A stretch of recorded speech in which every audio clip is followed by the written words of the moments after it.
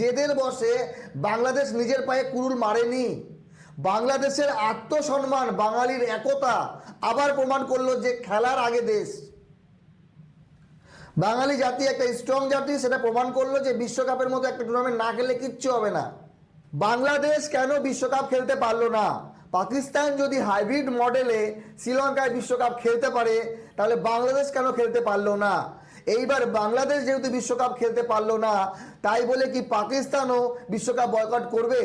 এর আগে একবার শুনেছিলাম বাংলাদেশ না খেলে পাকিস্তান খেলবে না, কিন্তু পাকিস্তান তো কোনো এক্সকিউজ দিতে পারবে না যে আমাদের এই সমস্যা হচ্ছে। আমার মনে হয় না পাকিস্তান বিশ্বকাপ বয়কট করবে। পাকিস্তান বিশ্বকাপ খেলবে, 100% খেলবে। ভালো খবর, সাকিব আল হাসান বাংলাদেশ ক্রিকেটে কামব্যাক করছে। হ্যাঁ, একটা বিশ্বকাপ বা 1 মাস বাংলাদেশ হয়তো ক্রিকেট খেলছে না, কিন্তু তারপরে সব কিছু স্বাভাবিক হয়ে যাবে। বাংলাদেশ হয়তো বা ভারত সফরে